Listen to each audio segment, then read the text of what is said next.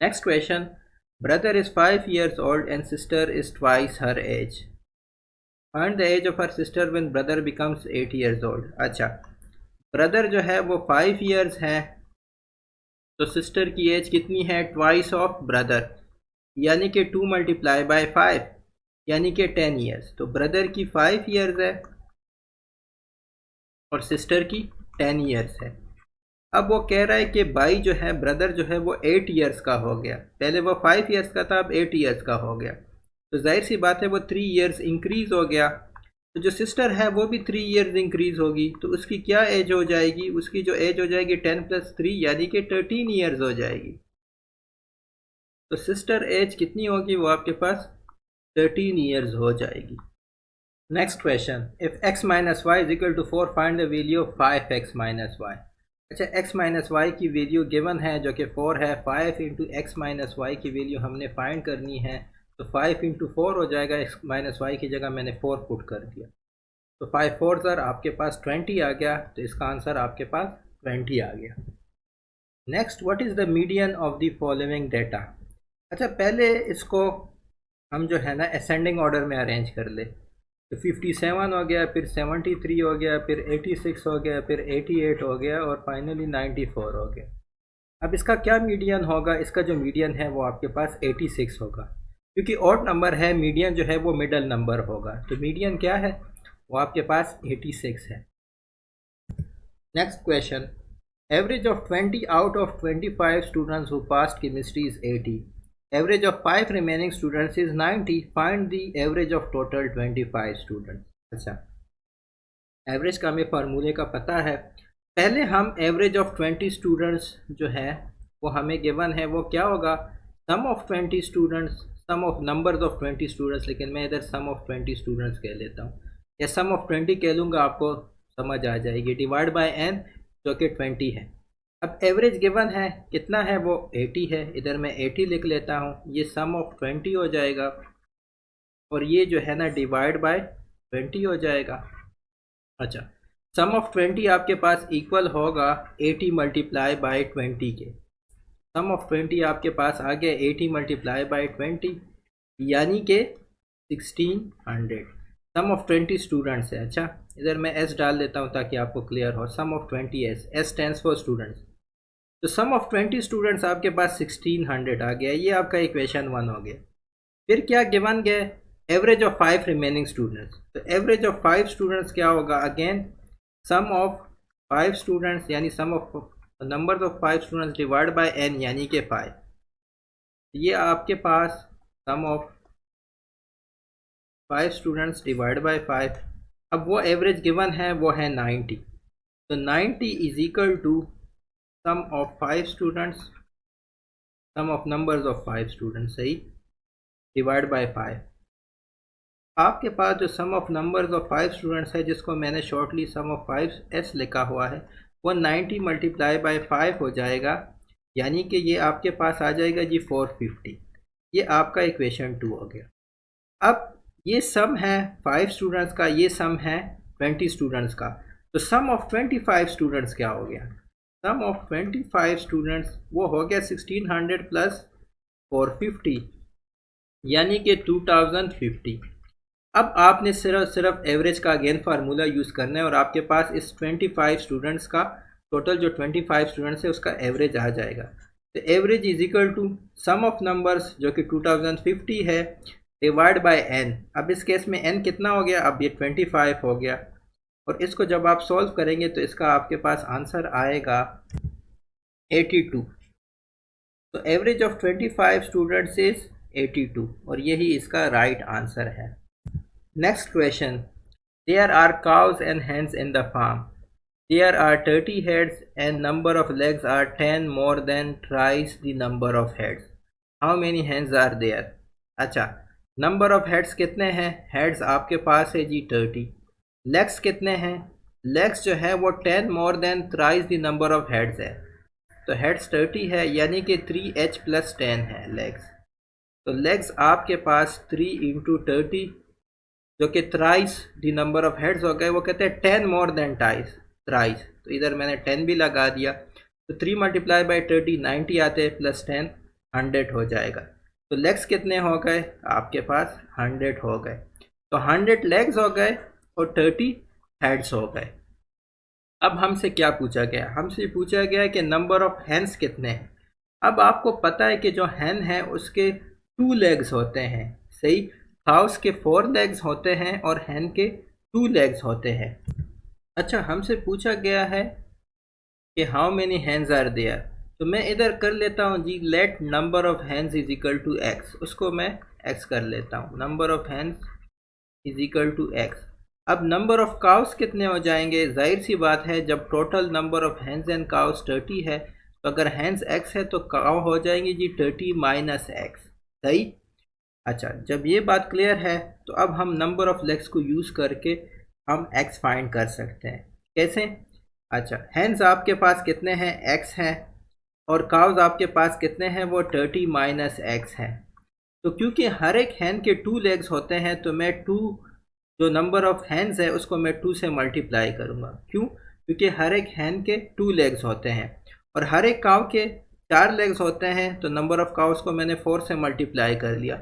इन दोनों का सम मुझे total number of legs they देगा, सही।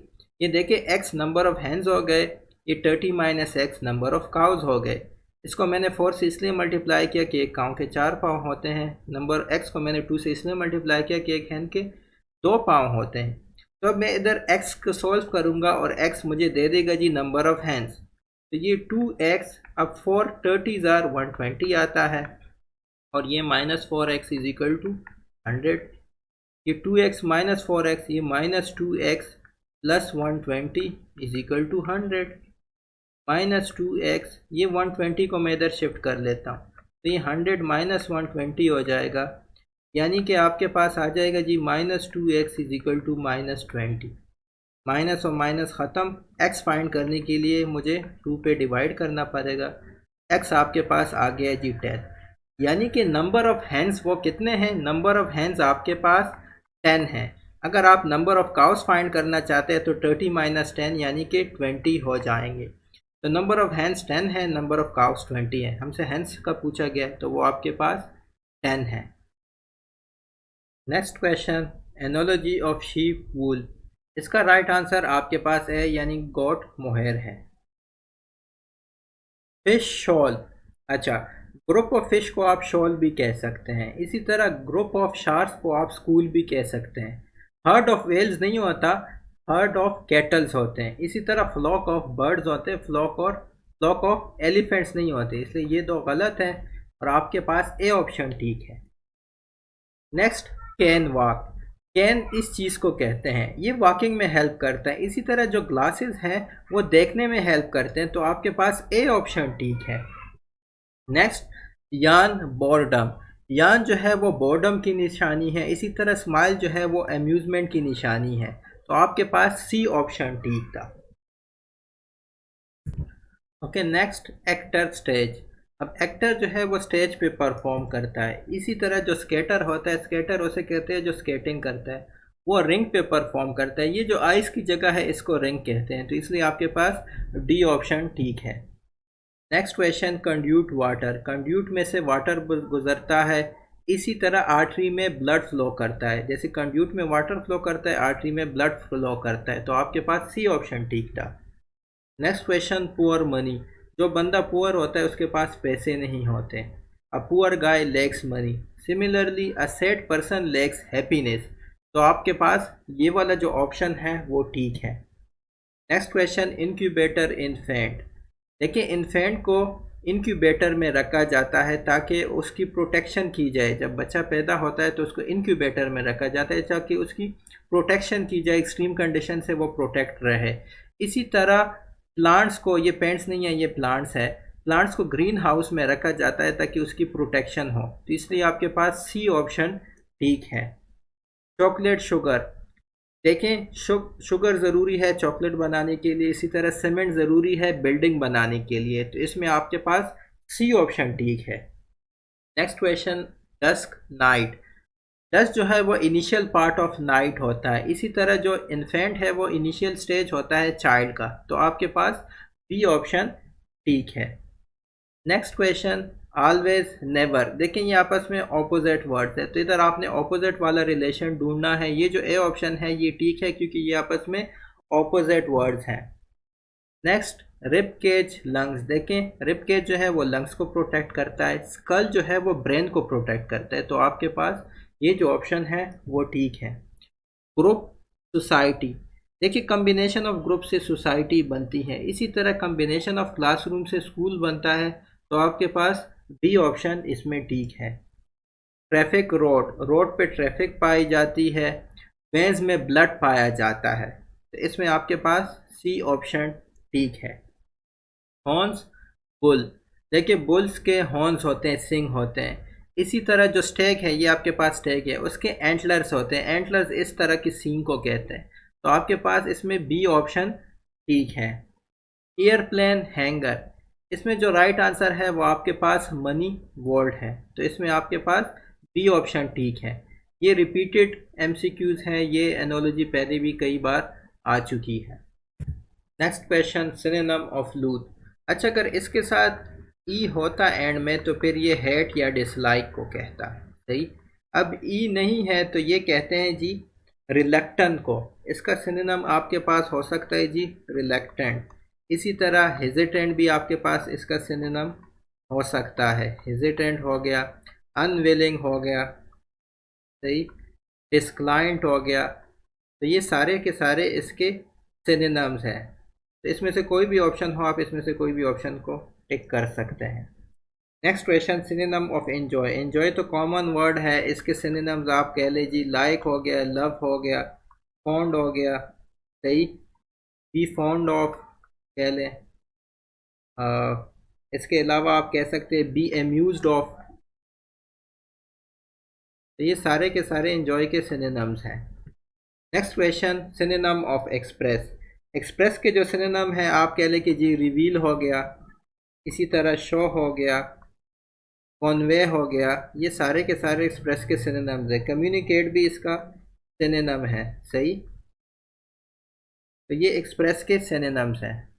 इसी तरह डिमॉन्स्ट्रेट भी एक्सप्रेस का सिनोनिम है। इनमें से कोई भी ऑप्शन हो आप उसमें देख लें, ऑप्शन कोई ना कोई इससे मिलता जुलता वर्ड या यही वर्ड होगा, उसको आप टिक कर सकते हैं। Synonym off peak. अच्छा पीक कहते हैं हाईएस्ट पॉइंट को, तो इसका सिनोनिम समिट भी हो सकता है, पिनिकल भी हो सकता है, पिनिकल भी हाईएस्ट पॉइंट को कहते हैं। इसी तरह माउंटेन टॉप भी इसका सिनोनिम हो सकता है, माउंटेन टॉप। ट्रस्ट भी इसका सिनोनिम हो सकता है, तो ये सारे के सारे इसके सिनोनिम्स हैं। टॉप भी इसका सिनोनिम है, टॉप मोस्ट या टॉप, तो ये सारे पीक के सिनोनिम्स हैं। कॉन्कॉर्ड कहते हैं जी एग्रीमेंट को, तो जो एग्रीमेंट है, एग्रीमेंट हो गया, हारमनी हो गई, ये सारे के सारे कॉन्कॉर्ड के सिनोनिम्स हैं, सही, एकॉर्ड हो गया, तो these are the synonyms of concord. Next, synonym of denigrate. Denigrate कहते हैं बुरा भला कहना, बेइज्जत करना, तो इसका सिनोनिम आपके पास बिलिटल है, बिलिटल भी कहते हैं बुरा भला कहना। इसी तरह आपके पास डिस्परेज इसका सिनोनिम है, स्पीक इल ऑफ आप कह सकते हैं, इसका सिनोनिम है। इसी तरह डिक्राई इसका सिनोनिम है, तो इससे मिलते जुलते जितने भी वर्ड्स हैं वो इसके सिनोनिम्स हैं। Synonym of hostile. Synonym of hostile आपके पास अनकाइंड हो सकता है, अनफ्रेंडली हो सकता है, इसी तरह एग्रेसिव भी हो सकता है,